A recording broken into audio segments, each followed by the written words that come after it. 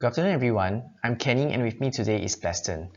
We are both psychologists with the Singapore Prison Service, and we work with adults and youth convicted of sexual offences. For today, the focus of the presentation will be on youths, and specifically, we will be sharing with you on the socio-ecological perspective and role of technology for male youths who sexually offended.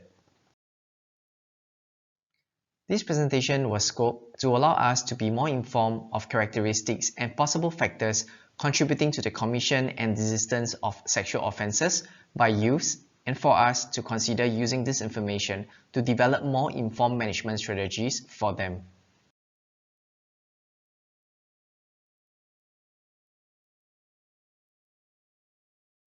A sexual offence is defined as an offence which involves actual, attempted, or threatened sexual contact with a person who is non-consenting or unable to give consent. These acts may also result in physical or psychological harm to the person, and in recent years, there was an increase in arrests for the number of youths who committed outrage of modesty and rape offences between 2016 to 2020. It was also observed that there was an increase in the number of technology-facilitated sexual violence cases. Based on our clinical observations, we also see youths entering the criminal justice system for such offences. With this increase in offences, it can be seen as a public health issue as it impacts individuals and communities. Hence, it's imperative that researchers, treatment providers, law and policy makers, as well as other stakeholders come together to reduce sexual offending and identify upstream prevention efforts.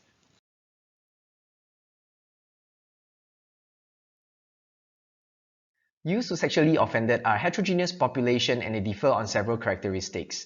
Firstly, the various relationships that a youth can have with his victim could include the youth being someone from within the victim's family, such as the victim's brother. Secondly, the victims of sexual offences can vary by their age, developmental stage, and can be either male or female. Thirdly, the degree of sexual contact could range from those with physical contact, such as molest, to virtual or tech-facilitated contact, such as voyeurism. Next, studies have found that some youths who commit sexual offences were also found to have committed other general offences, such as violence or substance abuse. Those who committed both sexual and non-sexual offences are classified as generalists, while those who only commit sexual offences are classified as specialists. Lastly, youths who sexually offend could also be more impulsive or has poor social skills where they might face difficulties establishing and maintaining connections with their peers or intimate partners. People sexually offend for a wide variety of reasons and as a result of many different influences on the youth's ecology. The socio-ecological model provides a framework for understanding the different influences and their relationships to one another. By understanding how these different factors interplay, it will allow us to better design and propose strategies for better treatment outcomes.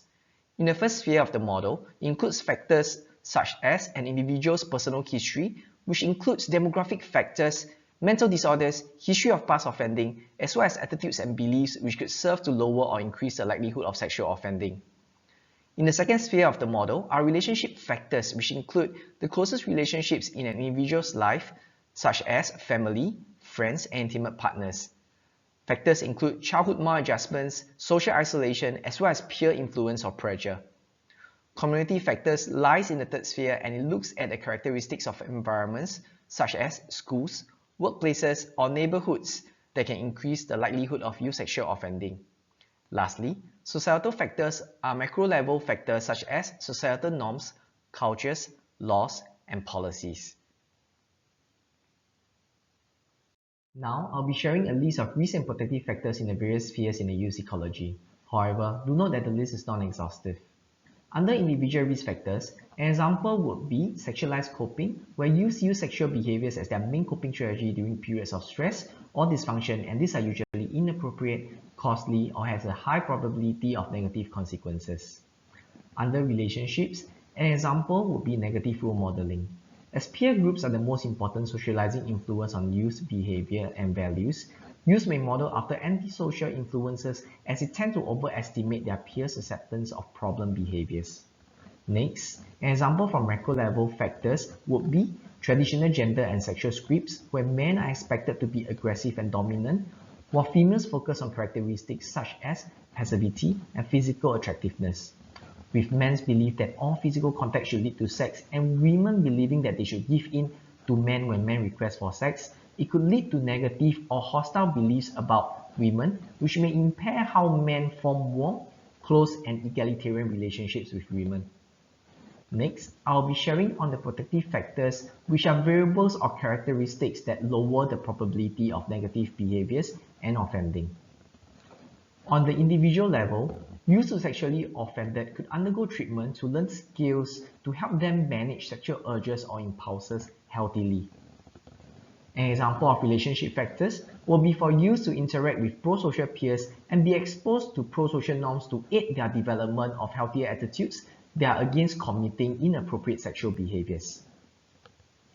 On the community and societal level, it's also likely that when youths are provided with timely interventions to address problematic sexual behaviors and comprehensive sexual education which addresses issues such as consent, coercion, and false beliefs regarding sex, it inculcates a positive climate where healthy sexual behaviors are encouraged. It is important to note that no single risk or protective factors best predict sexual reoffending or desistance respectively. Various factors exist in the youth ecology, and we must consider how these various factors interplay to help inform strategies for preventive and rehabilitative efforts. I will now pass the time to Bleston to share more on TFSV and myths regarding youths who are sexually offended. Thank you, Kenny, for the succinct overview of youth sexual offending.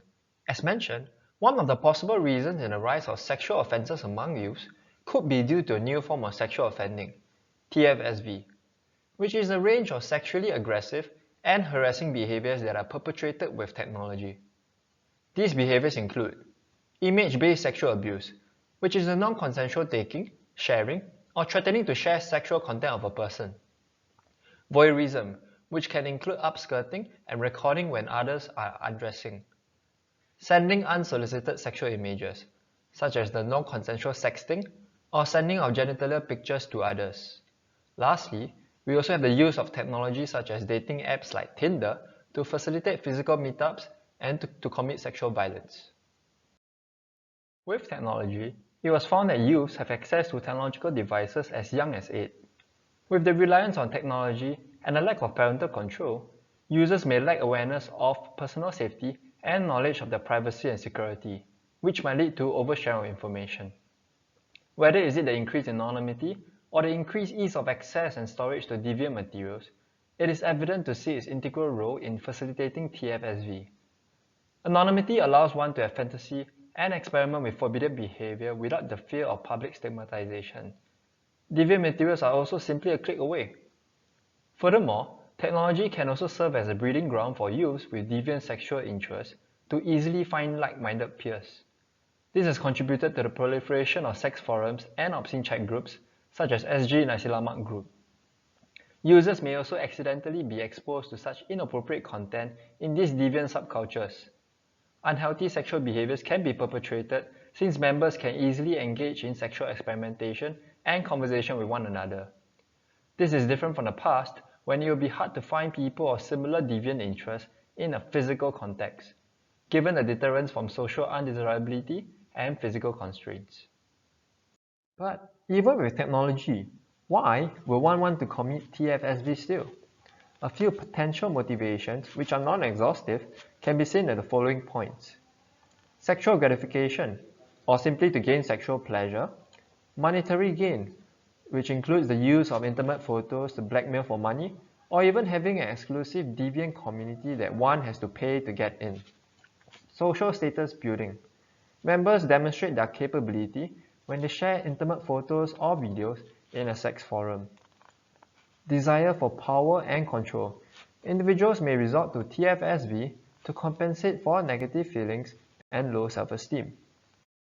Another area that we want to delve into is related to the few possible misconceptions that people may have of youth sexual offenders. Firstly, is it true that youth sexual offenders are like adult sexual offenders? If so, should they then be treated similarly? Certainly not. Youths go through a developmental stage that is marked by profound changes, so we have to take that into consideration when comparing youths and adults. For instance, dopaminergic activity, which is critical to the brain's reward system, is the highest during early adolescence, which can result in higher sensation seeking among youths than that of adults. Developmentally, youths are also less likely to consider the consequences and impact of their actions. Secondly, across the adolescent stage, the development of sexual interest and orientation is dynamic, and youths will thus naturally be curious about their sexuality and related topics. This can lead to some youths to commit an offense opportunistically as compared to planning out the offenses. As youths get older, peer influence takes a more central stage in their lives, as they spend less time with their parents. Under peer influence, studies have also shown the increased susceptibility of youths in engaging in impulsive and risk-taking behavior under peer pressure. Next, are youth sexual offenders different from other youth offenders who commit non-sexual offenses? This is untrue. Both groups of youths can share similar risk factors such as behavioral maladjustment and antisocial attitudes. Notably, it is important to differentiate youths who commit sexual and other types of offenses, also known as generalists, and youths who commit only sexual offenses, also known as specialists. As mentioned by Kenny earlier, the former present with higher levels of criminogenic needs with different sexual risk factors than specialists. Given that they are criminally diverse youths who sexually offended, studies have suggested the possible influence of such general criminogenic risk and needs on sexual offending. On the other hand, specialists require targeted treatment on managing deviant sexual interest and sexual self-regulation. Lastly, is it true that treatment for youth sexual offenders are ineffective? Certainly not. Studies have shown the effectiveness of treatment, especially ones that involve multisystemic and cognitive behavioral approaches, in reducing the recidivism rate of youth sexual offenders. Compared with adults, the sexual recidivism rate of youth offenders is generally lower, given the motivation behind youth sexual offending can be experimental or to compensate for deficits in social skills and self-worth at the developmental phase. However, as one grows from adolescence to young adulthood, brain maturation will occur, and the propensity for sexual exploration will likely decrease, which may explain why more youth sexual offenders cease from offending by early adulthood. This is not to say that there isn't a group of youth sexual offenders who might still persist into sexual offending, such as specialists with more deviant sexual attachment. With this, I will now pass the time to Kenny to elaborate on the clinical significance of the points that we have discussed thus far.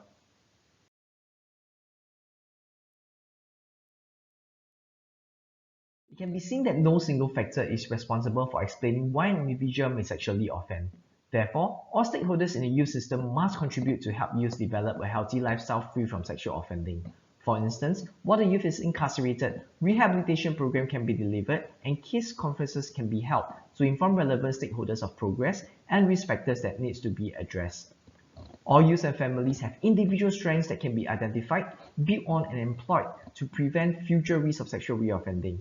Therefore, the use of a strengths-based approach to emphasize positive goal attainment rather than eliminating deficits or problem behaviors could prove to be more attractive and engaging to youth. Individually tailored intervention plans must also be reviewed and adjusted periodically based on the youth's progress and must entail a comprehensive relapse prevention plan detailing important aspects of a youth offending cycle. Additionally, studies have emphasized the importance of supervision and monitoring to ensure that youth's time are structured and occupied by pro-social activities to reduce their chances of reoffending. Firstly, supervision involves the imposition of controls aimed to enhance the youth's lifestyle through structure, boundaries, and expectations. Through supervision, it allows intensive support to be provided to youth in managing the negative influence of risk factors and promote the effectiveness of protective factors. An example would be to set specific conditions in using technological devices such as limiting the use to education and communication purposes, with parental controls or website blocking applications installed to prevent access to undesirable websites or applications. Secondly, monitoring requires stakeholders to be aware of youth's whereabouts, activities, and how they are adapting to their environment. Monitoring is less intrusive as it focuses more on surveillance and check-ins rather than imposing control or restrictions. The purpose of monitoring is to allow early detection of risky behaviors and serves to evaluate changes in risk over time to ensure that management strategies are revised appropriately. Example would be for parents and caregivers to actively check in with youth to ensure that they are not engaging in risky sexual behaviors. Youth can be asked to complete a behavioral and thoughts monitoring diary to determine if they are experiencing an increase in sexual thoughts, urges, or masturbation which could lead to risky sexual behaviors. With this, we have come to the end of our sharing, and to summarize, we explored the characteristics of youth who sexually offended, look into the possible factors that can lead to the increase or decrease in the likelihood of the commission of a sexual offense, and touch on some treatment considerations as well as management strategies that we can try out in our work with youth who have sexually offended. We hope that you have found it to be helpful to your work, and do reach out to us if you have any further questions. Thank you.